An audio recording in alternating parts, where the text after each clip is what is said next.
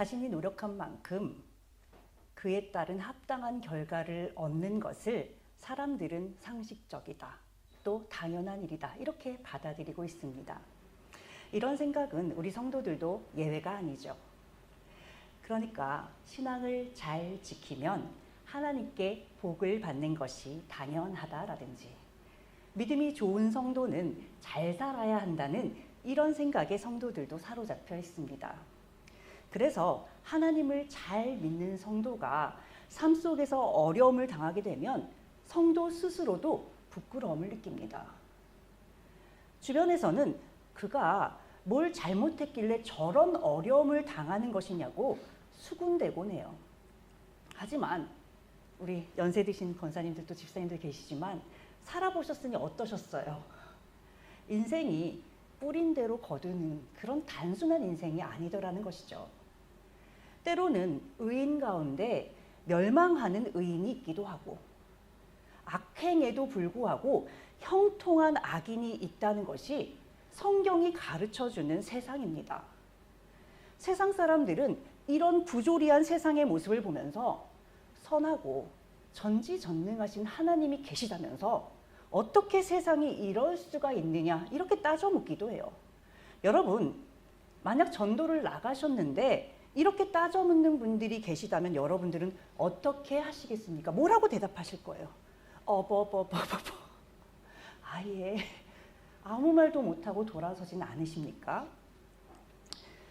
며칠 전에 어떤 한 분이 이 지역으로 이사를 오셨는데 교회를 알아보고 계시다며 저희 교회 문을 두드리셨어요.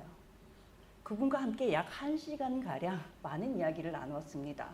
그분이 정확하게 이런 질문을 하시더라고요. 자, 여러분, 정말 그 사람들이 말하는 그대로 하나님께서 계시지 않아서 이 세상에 이런 일들이 일어나는 것일까요? 성경은 여기에 대해서 해답을 분명하게 제시하고 있습니다. 그러니까 오늘 설교를 잘 들으시고 앞으로 전도를 하시다가 이런 질문을 받게 되시거든 분명하게 대답하실 수 있길 바라요. 하나님은 이 세상을 보기 좋게 창조해 주셨습니다. 하나하나 만들어 가실 때마다 보기 좋았더라, 보기 좋았더라, 심히 보기 좋았더라, 이렇게 세상을 아름다운 것들로 가득 채워 놓으셨어요. 그 안에서 사랑하는 자녀들과 친밀한 관계를 맺으며 그들과 사랑을 나누기를 원하셨습니다. 그러나 사람이 그 관계를 허물어뜨리게 되면서 더 이상 세상은 하나님께서 처음 지으셨던 그 아름다운 모습을 유지하지 못하게 되었습니다. 인간의 타락과 함께 세상은 하나님의 저주를 받아 인간들에게 수고를 안겨주는 열악한 환경이 되어버린 것이에요. 무엇보다 하나님의 명령이 있었음에도 불구하고 그것보다 사탄의 거짓 유혹에 마음이 빼앗긴 이 선악과를 먹은 인류의 선택은 사탄이 공중 권세를 잡고 세상의 왕노릇을 하는 그 길을 터주고 말았습니다. 그러니 세상이 이토록 어지럽고 어둡고 악한 것은 그것이 하나님이 없다, 이것을 의미하는 것이 아니라 인간의 죄된 본성 때문인 것입니다. 여러분, 전도할 때 이 내용을 분명히 전해야 돼요. 만약에 여러분이 전하시는데 좀 다소 길다 생각이 드시거든 그 사람을 잠시 붙잡아 세우세요. 그리고 그들과 대화를 하는 겁니다. 왜 그렇게 생각을 하시냐고. 그리고 잠시 시간이 된다면 내가 이것을 정확하게 설명할 수 있도록 시간을 내어달라. 그러면서 얘기를 하다 보면 이 사람들의 마음이 열리고 그렇게 전도가 되는 거예요. 책 하나 딱 주면서 예수 믿으세요, 천국 가셔야죠, 이게 아니라 전도는 그렇게 하는 것입니다. 이제부터는 이런 분들을 만나게 되시거든 꿀먹은 벙어리가 되셔서 이렇게 돌아서지 마시고 분명히 전달해 주시길 바라요. 열왕기하 18장 13절 말씀입니다. 히스기야 왕 제14년에 아수르의 왕 사네립이 올라와서 유다 모든 견고한 성읍들을 쳐서 점령하매 히스기야는 믿음으로 성전을 재정비했고 산당과 우상을 제거하며 하나님 앞에 바로 서기 위해 최선을 다한 사람입니다. 성경도 하나님께서 그와 함께 하셨기 때문에 그가 어디로 가든지 형통했다, 이렇게 기록하고 있어요.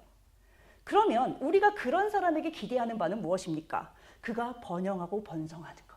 즉 세상적으로 볼 때 굴곡이 없는 평탄한 삶을 살 것을 우리는 기대하면서 그 사람의 인생을 봅니다.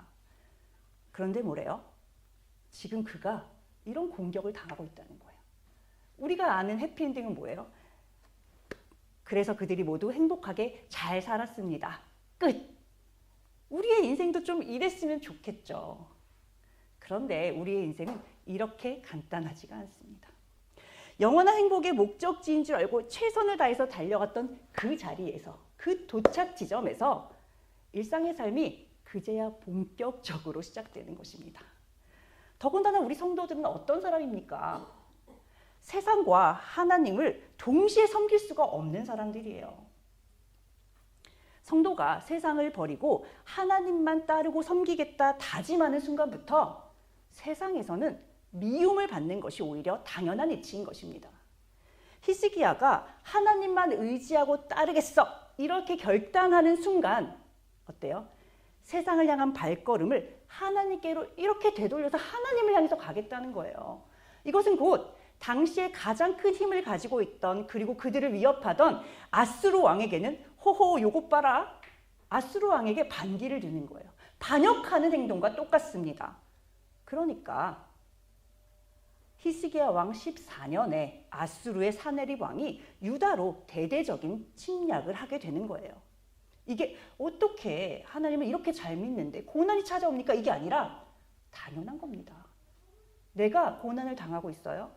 내가 만약에 하나님을 잘 믿는데 고난을 당하고 있다. 아, 내가 정석대로 가고 있구나.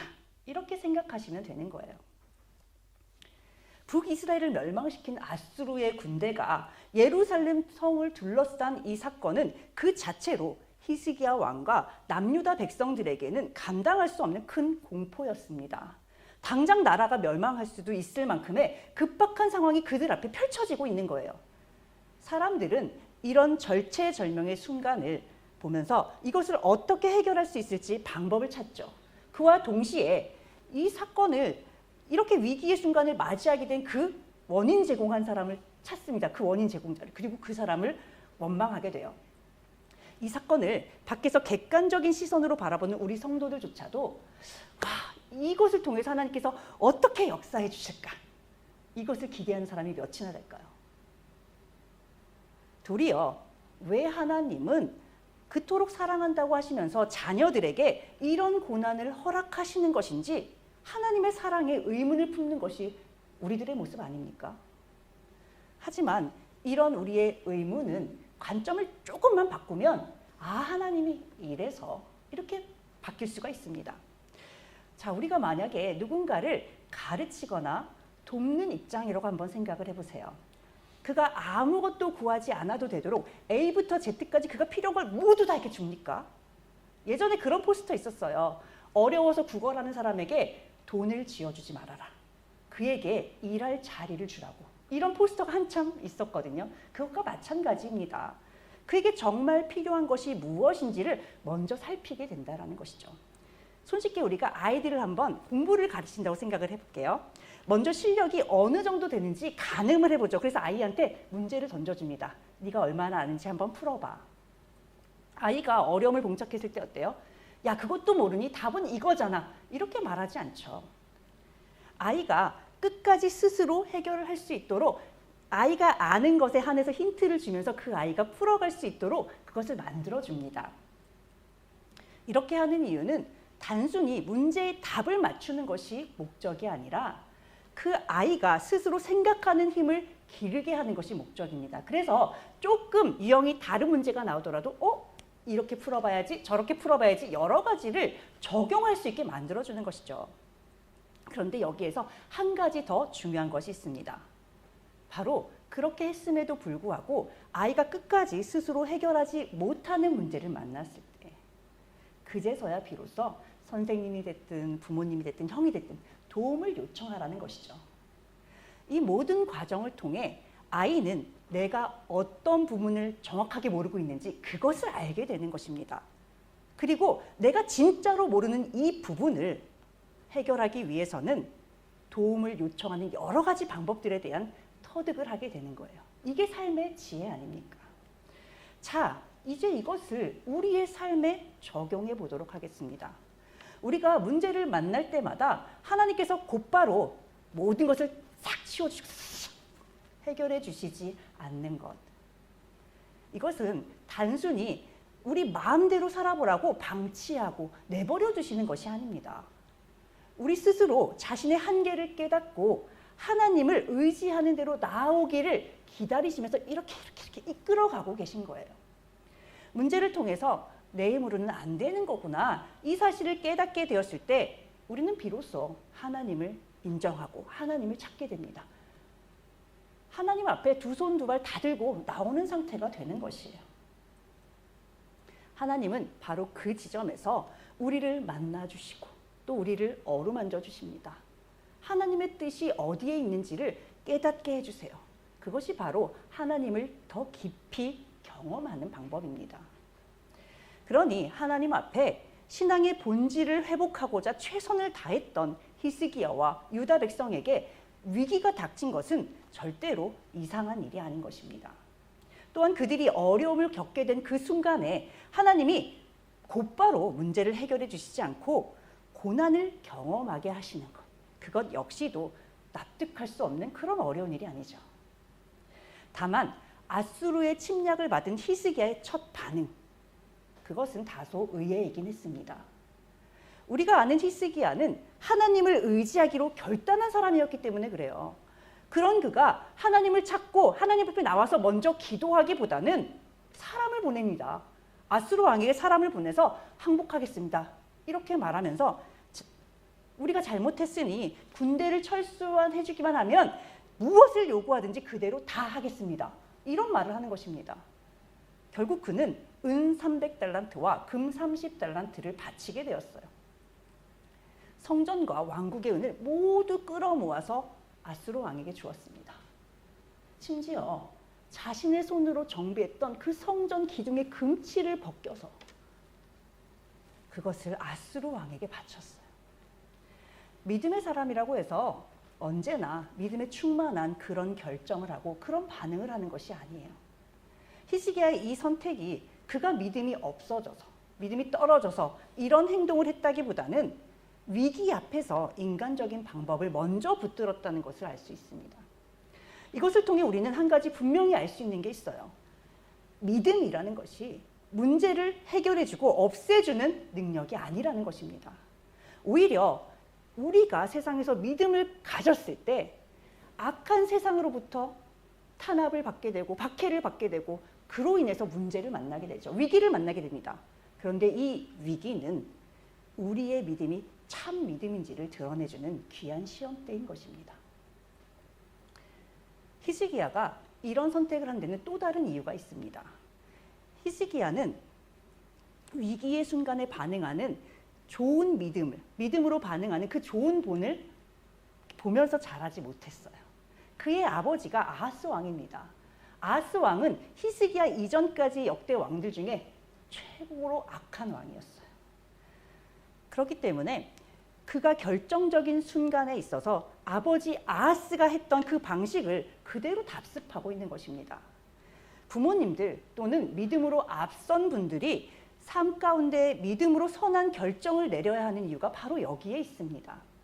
만약 부모님들이 자녀에게는 믿음으로 삶을 살아야 해 이렇게 말을 하고 가르치면서 정작 자신의 삶 가운데 모든 결정을 내릴 때는 세상의 방식대로 한다면 이것은 자녀들에게 아주 큰 혼란을 주는 것입니다. 심리학적으로 이것을 이중 메시지라고 해요. 부모가 겉과 속이 다른 모순된 이중 메시지, 부모에게 겉과 속이 다른 모순된 이중 메시지를 받는 아이는 심한 혼란과 무기력증, 정체성의 장애를 겪을 수도 있습니다. 나아가 타인을 신뢰하지 못하는 그런 성격을 갖게 됩니다. 그러니까 부모의 삶과 신앙이 일치하지 않는 믿음의 자녀들은 어떨까요? 눈에 보이지 않는 하나님의 뜻보다는 눈에 보이는 그 부모의 말과 행동을 더 강하게 배우게 되는 것입니다. 그러므로 부모님들, 우리 선생님들, 또 구역장님들, 특히나 더욱더 자신이 전하는 메시지와 자신의 삶이 일치되도록 많은 노력을 하셔야 합니다.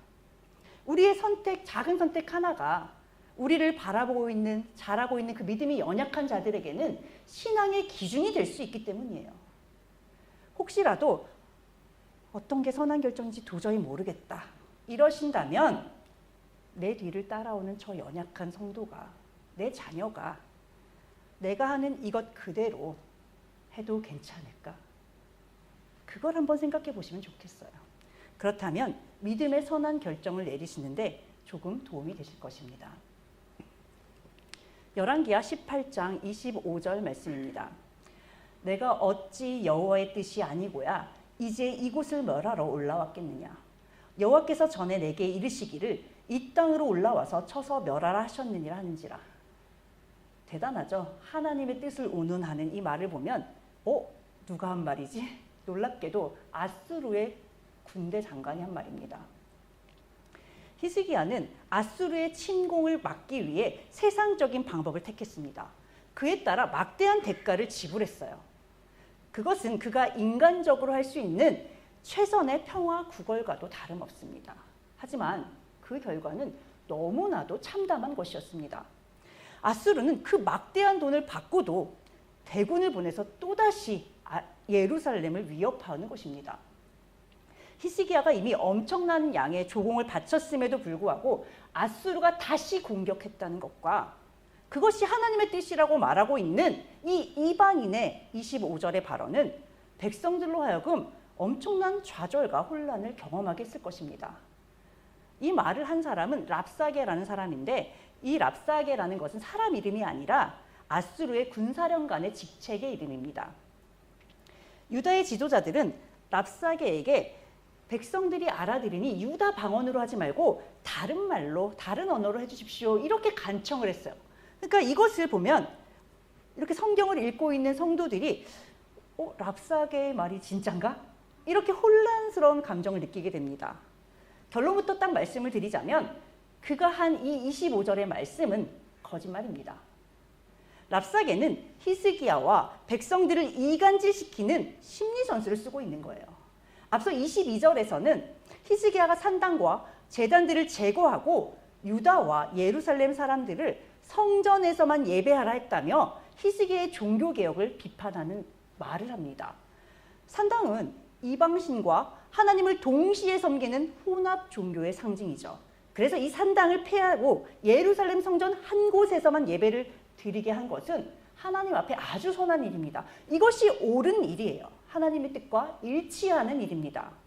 그러나 랍사게는 하나님께 예배를 드리는 장소를 히스기야가 지금 한정적으로 제한했다라는 거죠. 그래서 하나님의 진노를 샀다. 이렇게 논리를 왜곡하고 있는 것입니다. 자, 여러분 잘 보세요. 아수르가 남유다를 공격한 것이 지금 히스기야가 산당을 없애고 종교개혁을 했기 때문에 그런 것입니까? 상관없죠. 아니죠. 그런데 산당을 지금 이스라엘 백성들은 그리워하고 있단 말이에요. 그런 남유다 백성들의 마음을 흔들고 히스기야의 종교개혁을 실패한 정책으로 몰아세우는 것입니다. 유다 내부의 분열을 꾀하고 있는 거예요.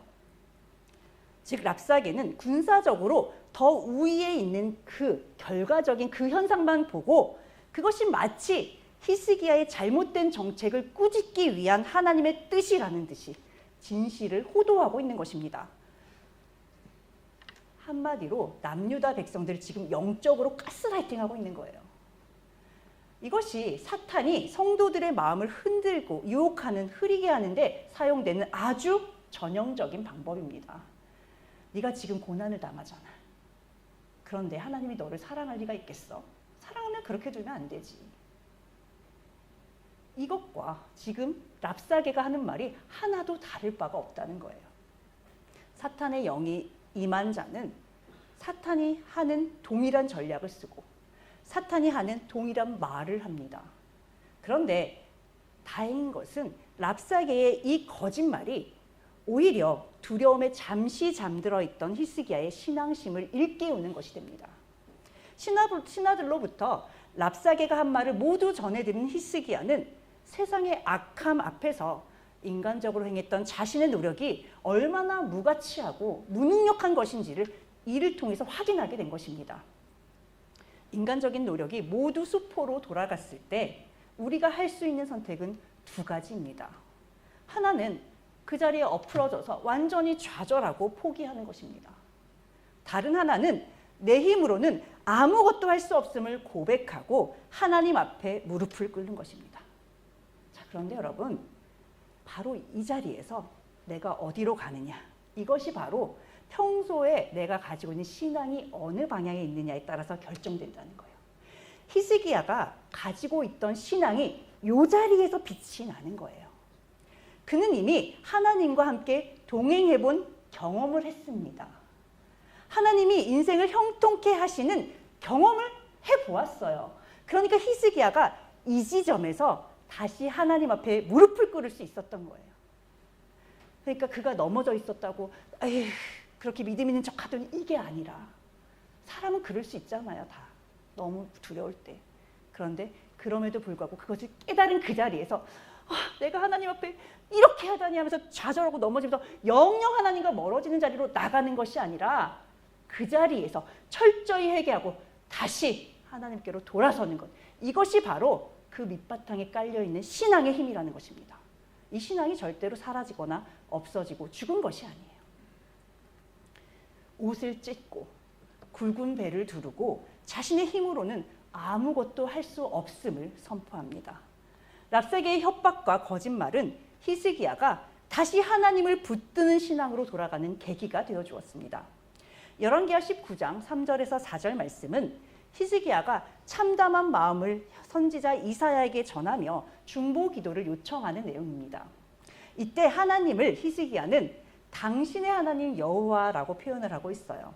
이것은 그가 아직 자신의 무력함으로부터 완전히 자신감을 회복하지 못했기 때문에 이런 말을 하는 것입니다.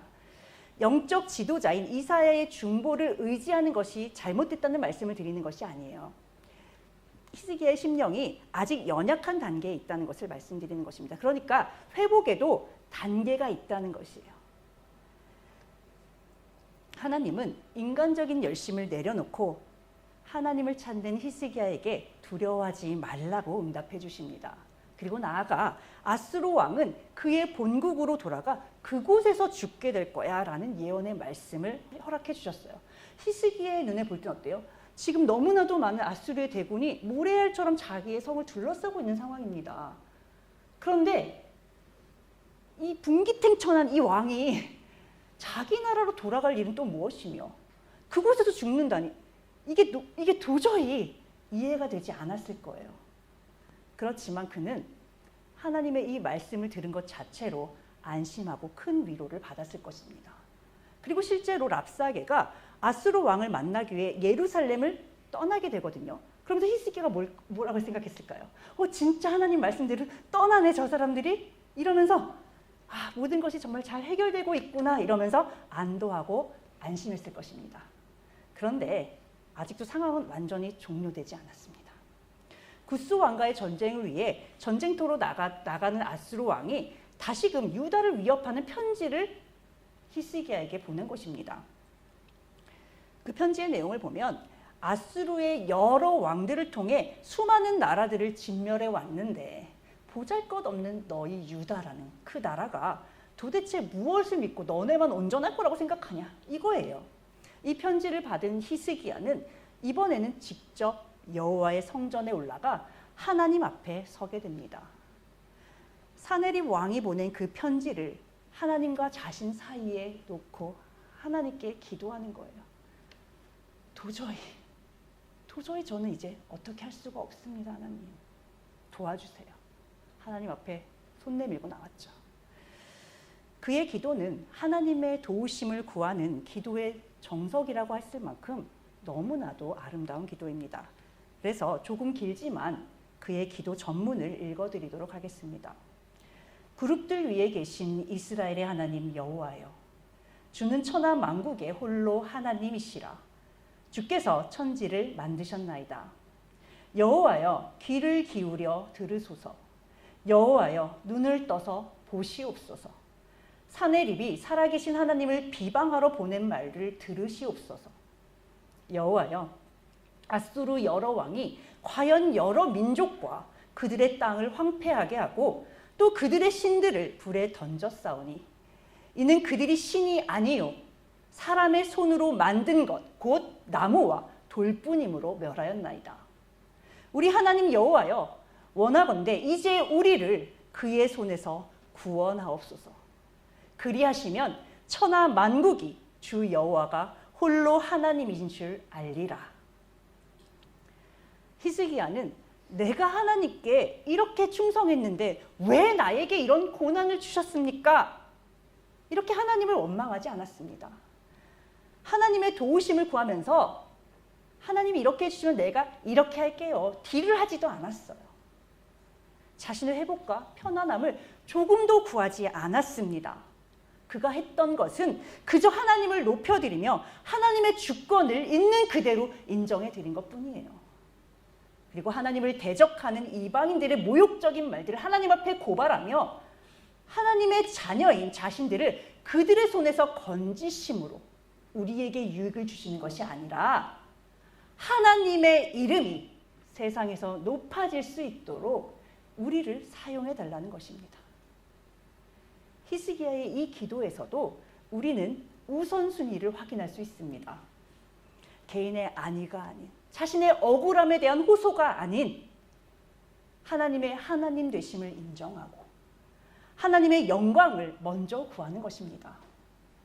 하나님의 영광이 세상에 드러나게 되면 세상과 백성들 모두가 하나님을 인정하게 되고 하나님을 경배하게 될 것입니다. 자, 그러면 하나님의 자녀인 히스기야가 처한 그 문제는 자연스럽게 해결되는 거예요. 히스기야가 야가 빠져서 이런 기도를 드린 게 아니에요. 계산해서 드린 기도가 아닙니다, 지금. 그저 하나님께서 정해놓으신 그 질서 안에서 하나님은 하나님답게 하나님의 일을 하십시오. 저희는 하나님의 자녀답게 저희의 일을 하겠습니다. 이 질서를 회복해 놓는 것입니다. 이 질서가 회복될 때 자신의 힘으로 해결할 수 없는 세상의 문제는 자연스럽게 해결될 것을 그는 그간의 경험을 통해 이미 알고 있는 거예요. 그리고 그것을 다시 한번 하나님께 구하는 것입니다. 또다시 하나님의 은혜를 온몸으로 경험하는 축복을 누리게 되는 것입니다. 너희는 먼저 그의 나라와 그의 의를 구하라. 그리하면 이 모든 것을 너희에게 더하시리라. 자그마치 700년 후에 예수 그리스도의 입술을 통해서 나오는 말씀을 히스기야는 이미 믿음으로 그것을 경험하고 있는 것입니다. 정말 멋지지 않습니까? 여러분, 구약의 하나님이 따로 있고 신약의 하나님이 따로 있고 그들이 경험하는 것이 다 다른 게 아닙니다. 하나님을 온전히 믿고 하나님을 온전히 사랑하는 사람은요, 그 시대가 됐든 이 시대가 됐든 또 지금이 됐든 상관없이 하나님이 하시는 그 말씀을 전하는 것이고 하나님을 사랑하는 그 행동을 하게 되는 것이고 하나님의 축복을 우리의 삶을 통해서 드러내는 것입니다. 하나님은 선지자 이사야를 보내시어 그를 또다시 위로해 주셨습니다. 아수르를 향한 하나님의 분노를 나타내셨어요. 하나님은 여기에 더해 히스기야가 이것을 확실하게 믿을 수 있도록 징조를 보여주셨습니다. 올해와 내년에는 땅에서 스스로 자란 것들을 먹게 되고 3년째 되는 해에는 다시 농사를 짓고 그 소산물을 먹게 될 것이라는 말씀이었어요.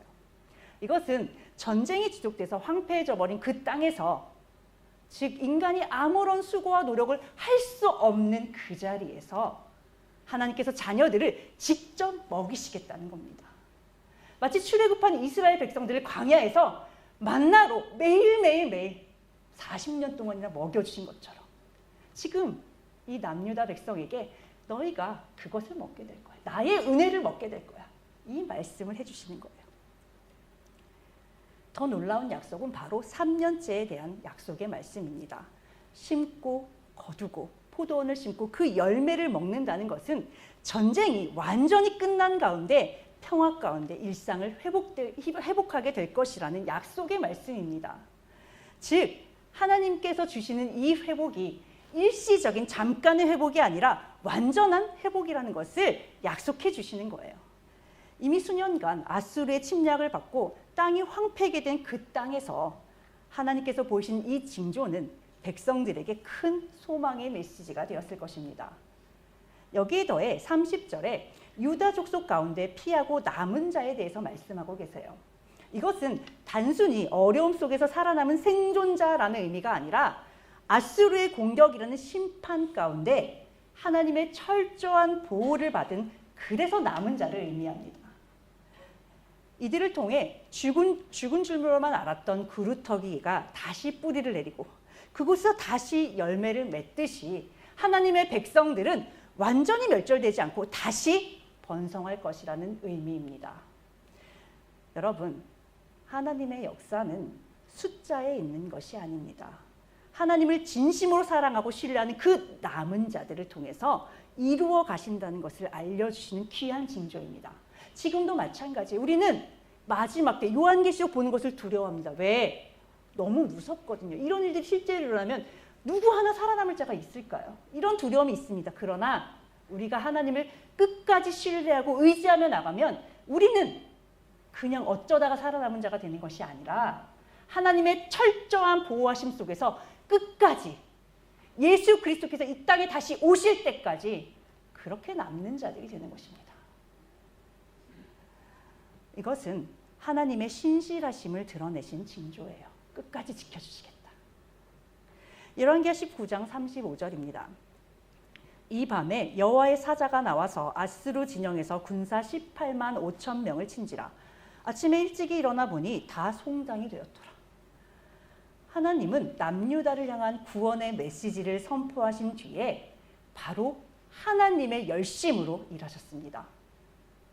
단 하룻밤 사이에 하나님의 천사를 통해 18만 5천이라는 적군은 진멸을 당하고 말았어요. 하나님의 열심이 사람은 상상도 할 수 없는 방법으로 역사해주고 계신 것입니다. 이 모든 역사는 성전 금을 깎아냈던 그 히스기야의 손이 성전에서 하나님께 간구하는 손으로 바뀌었을 때 시작되었습니다. 여러분, 근데 이것을 오해하시면 안 돼요.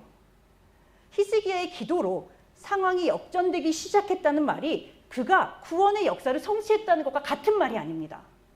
성도들이 이러면 교만해집니다. 내 기도로 내가 열심히 노력을 했더니 하나님이 이렇게 역사해 주셨다가 되면 우리는 망하는 겁니다. 하나님의 구원을 가로막고 있던 인간적인 방법 대신 하나님의 열심이 드러날 수 있도록 기도로 그 문을 열었다는 의미예요. 여러분 앞에 놓인 사내립의 편지는 무엇입니까? 혹시 18만 5천 명의 적군처럼 내 힘으로는 도저히 감당할 수 없는 문제가 여러분 앞에 있습니까? 그 문제가 있다고 해서 하나님이 여러분을 버리신 것이 아닙니다. 오히려 하나님께서 하나님의 영광을 드러내실 장소로 그 자리를 사용하길 원하고 계신 거예요. 히스기야도 처음에는 인간적인 방법을 선택했습니다. 아수르 왕에게 항복하고 성전의 금까지 자기 손으로 벗겨서 바쳤어요. 그러나 그런 인간의 노력으로는 문제는 해결되지 않습니다. 오히려 사탄에게 조롱의 빌미만 던져줄 뿐입니다. 결국 그는 하나님 앞에 나아갔죠. 그리고 그때부터 상황은 바뀌기 시작했습니다. 하나님은 단 하룻밤 사이에 18만 5천의 군대를 치셨습니다. 상상조차 할 수 없는, 감히 기대조차 할 수 없는 그 놀라운 역사를 일으키시는 겁니다. 그런데 여러분, 이게 끝이 아니에요. 하나님은 이미 그 전에 아수르 왕이 자기 나라로 돌아가서 그곳에서 죽게 될 것이라고 말씀해 주셨잖아요. 그리고 결국 그 말씀 그대로 사내립은 자기 나라로 돌아가서 자신이 낳은 아들들의 손에 의해 죽게 되는 것입니다. 그러므로 우리가 주목해야 할 것은 18만 5천, 이 숫자가 아니에요. 하나님께서 말씀하신 그대로 끝까지 이루어내셨다는 바로 이것입니다. 하나님은 순간적인 기적을 향해서 사건을 바꾸시는 분이 아니라 말씀하신 것을 끝까지 이루어 가시는 분입니다. 이런 신실하신 하나님을 믿으시며 우리 성도들도 끝까지 인내하시기를 바라요. 유다의 구원은 히스기야의 능력에서 나온 것이 아니라 오직 하나님의 열심에서 나온 것입니다. 마치 전구에 불이 켜지려면 발전소가 이렇게 돌아가야 되잖아요. 거기서 전기가 흘러나와야 하는 것과 똑같은 이치입니다. 히스기야의 기도는 전기를 만들어내는 능력이 아니라 끊어졌던 전선을 다시 연결한 것이었습니다. 인간적인 방법을 붙들고 있을 때는 전선이 끊겨져 있지만 하나님 앞에 그가 나아갔을 때 그 전선은 다시 이어지는 역사가 일어나는 것입니다. 그리고 그 순간 하나님의 열심이 전선을 타고 탁 흐르면 끝! 우리의 기도는 능력 자체가 아니라 하나님의 능력이 흐르게 하는 통로예요. 기도하셔야겠죠. 지금 막혀 있을 수 있습니다. 뚫어요, 우리 이거. 그리고 하나님의 열심은 단번에 기적으로 끝나지 않습니다. 하나님은 지금도 하나님께서 말씀하신 그 말씀들을 신실하게 이루어 가고 계십니다. 세상이 어두워지는 건요. 세상이 점점 더 악해지는 건요.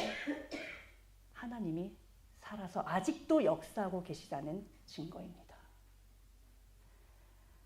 지금 여러분은 무엇을 붙들고 계십니까? 아직도 끊어진 전선과도 같은 인간적인 방법을 놓지 못하고 계십니까? 이제 제발 그것을 내려놓고 하나님의 능력과 연결되는 기도의 자리로 나아가시기를 바랍니다. 그때 하나님께서 여러분의 인생 가운데 하나님의 열심으로 일하실 것입니다. 사람이 가늠할 수 없는 방법으로 하나님이 친히 일하시는 것을 우리는 보게 될 거예요. 그러므로 사랑하는 성도 여러분, 끝까지 말씀을 이루시는 하나님을 믿으시길 바랍니다. 끝까지 믿음으로 인내하시기를 바라요. 하나님은 자녀를 반드시 책임지시는 분이십니다. 그러니 어떤 상황 속에서도 하나님을 사랑하는 자리에만 서시고 절대로 하나님을 대적하는 자리로 나아가지 않으시기를 부탁드리고 또 부탁드립니다. 기도하고 마치겠습니다.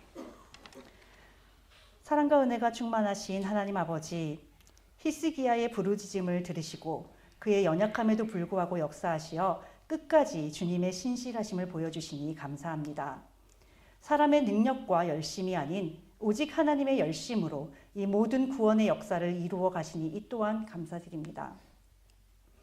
오늘 히스기야가 당했던 위기와 고난을 통해 성도들이 하나님을 사랑하는 삶을 살겠다고 다짐하는 동시에 세상의 편안함과 안일함을 바라지 않기를 원합니다. 그러나 그 자리에서 좌절하고 낭망하는 것이 아니라 하나님을 향해 부르짖을 때 하나님의 열심으로 저희들의 인생을 선한 길로 인도해 주심을 믿고 소망을 잃지 않기를 또한 원합니다. 저희들을 붙들어 주시어 말씀을 귀로만 듣는 신앙이 아닌 입으로 고백하고 삶으로 살아내는 신앙을 세워갈 수 있도록 인도하여 주시옵소서. 저희들을 주님께서 인도하여 주시고 주님의 인도하심을 눈으로 보게 하시는 주님만을 온전히 의지하는 저희들이 되게 하여 주시길 바라며 예수 그리스도의 이름으로 기도드립니다. 아멘.